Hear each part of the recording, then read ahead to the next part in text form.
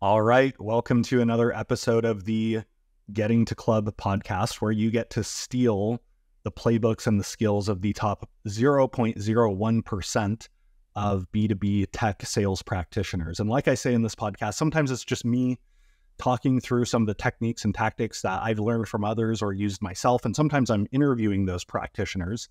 And today I'm thrilled to share that I'm interviewing one of those people who I would argue is probably the world's expert on a couple topics that are relevant to B2B selling in tech specifically. One is creating champions and selling with champions.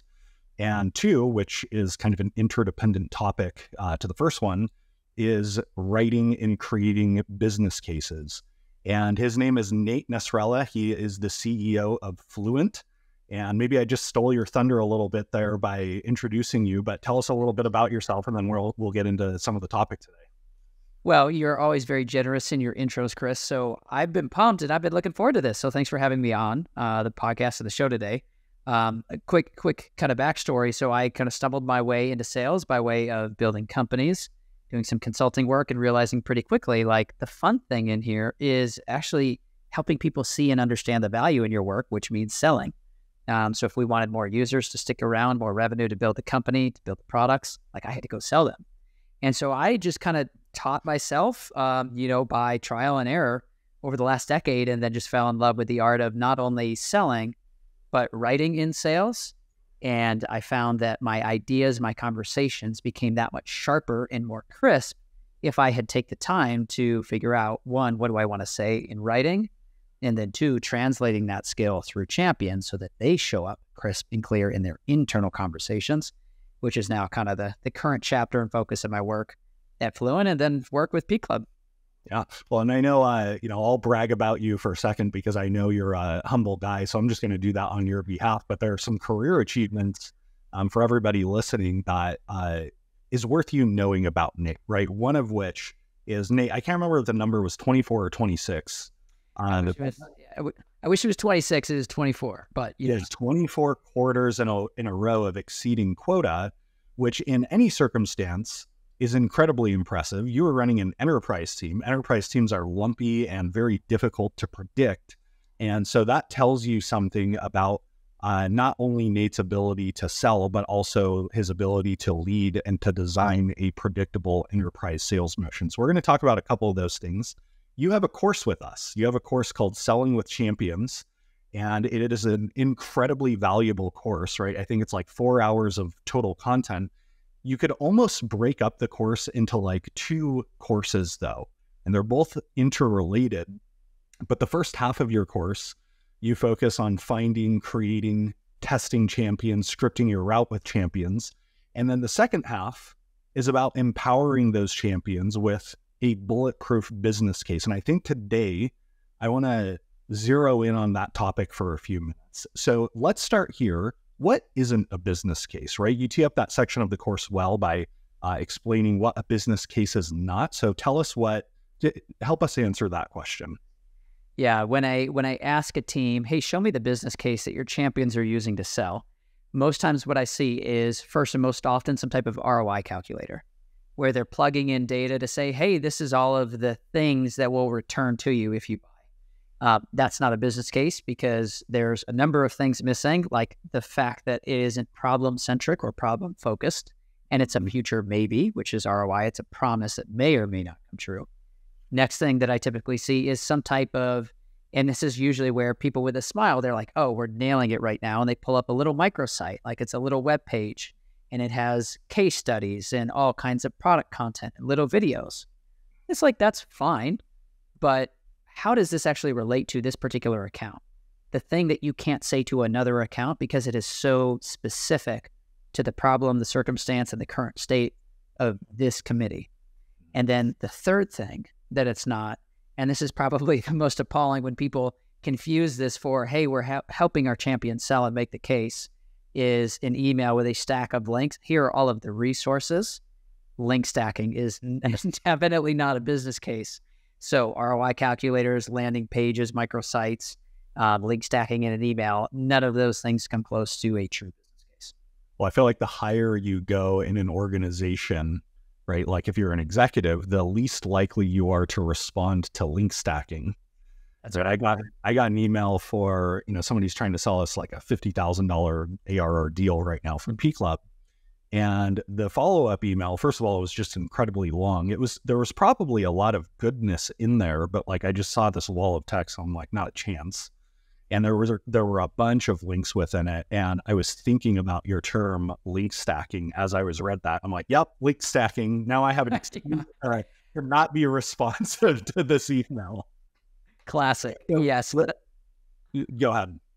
Oh, I was just going to say that is the majority of reps out there. So, and a good point from an executive's point of view. So, right on. Let's flip the coin. What is a business case, right? You have some, components of a business case. If you were to break what a business case is into its component parts, let's start to do that and pull that out of you and see if we can start to get tactical. Yeah. So a business case, simply defined, is an internal narrative that packages your message. So it is a complete storyline to walk a customer from where they are today, which is where they don't want to be, to where they want to go tomorrow, some type of future payoff. Now, the elements of how to create a good business case and to do this with your champion. So first, there is always some type of headline that compels executive attention because it relates to a priority that they're already sold on. So you're leading with some type of bold, attention-grabbing headline that leads into, but by the way, here's the problem statement. This isn't going great. There's something that's standing in the way. And so you are measuring, layering, and then helping to frame the problem in a way. By the way, this pairs very nicely with some of the discovery practices that you teach. You're not going to be able to do the second section, the problem statement, well, unless you've gone deep in discovery. Then what you're going to do is you're going to create a bridge to say, hey, if we agree that this problem has to be solved now, it's only getting worse, let's build a bridge to walk them up to the solution that you have and that you can offer. What are the points or the series of beliefs that they need to hold in order to say, hey, actually, I do see the link. You guys can help us, and in a way that is unique or differentiated from any alternative path, whether that's a competitive platform, whether that's building something in-house. There are a number of different paths that an executive might choose to take. Now, once they say, hey, okay, I've walked across the bridge, I'm with you all, like, what are we looking at here? This is where you contrast the problem in the current state to outcome scenarios. And scenarios, that word is very intentional because a lot of people, this is where the ROI calculator sneaks in and they're like, hey, here's the, 10x, we're going to 10x this outcome. But the difference is that executives always know that if things don't turn out as the plan looks, it can go in a couple different ways. So you build trust by saying, here are scenarios for we don't take action, we take action to this extent, or best case, this is how it goes. You're able to talk to the sensitivity or the drivers behind what's the difference between those different outcomes using the same metrics that you've used to quantify and talk about the problem. Flip those upside down. How does life change? And then finally, here's your last section.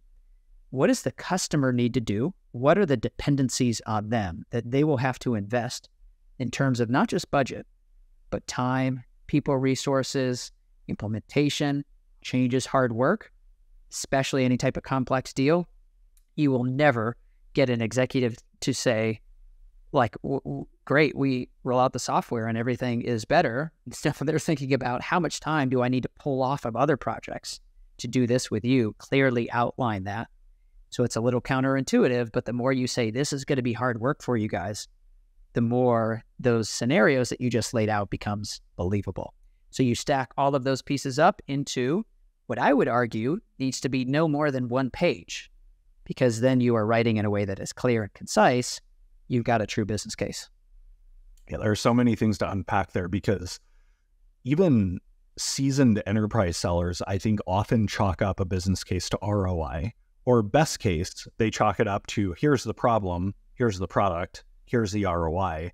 And there are several things that you said that are worth emphasizing, right? One is scenario-based thinking, right? That's how executives think. But it also earns you an incredible amount of credibility, assuming you've forecasted those scenarios well, right? So here at P Club, we just got out of our annual planning for 2024, and we're thinking through, what our revenue targets are going to be. And of course, we have 3 scenarios. We have base case, most likely case, and best case. That's just how businesses plan. They plan for the worst, they plan for the best, and they plan for what is most likely. And that gives you massive credibility. The other thing that you said, which is so counterintuitive, is being very upfront with, here's how much this is going to take to be successful. And are you going to be able to commit those resources, time, attention, people, other resources? And I think a lot of sellers shy away from that, right? Especially inexperienced sellers. They're kind of like, oh, I want to press the easy button. Enterprise executives rather, and the buyers within them, or those accounts, they know that it's not going to be that easy. So you earn an incredible amount of credibility by showcasing exactly what it's going to take. One thing I want to ask you about now. So you said, condense this in an ideal state to a page or so, which not only does that demand incredible critical thinking skills, but also writing skills. And I know you're a huge advocate for clear, concise, compelling writing as a skill for sales professionals to master. And you wrote a post about this yesterday. I think it was yesterday. Everything I know about great writing when it comes to sales. So tell us about some of your thoughts there and some of the things you want to share with the audience. Yeah, I think it is, along with discovery, because these two skills are highly related and they're intertwined, writing, discovery. It is one of the highest leverage skills that you could possibly develop as it relates to enterprise and complex selling. A couple of reasons, and then how to write well. So first, write with your buyer's words, their language. It is a shortcut when you coordinate language. You signal to somebody like they're understood. You're developing trust very quickly.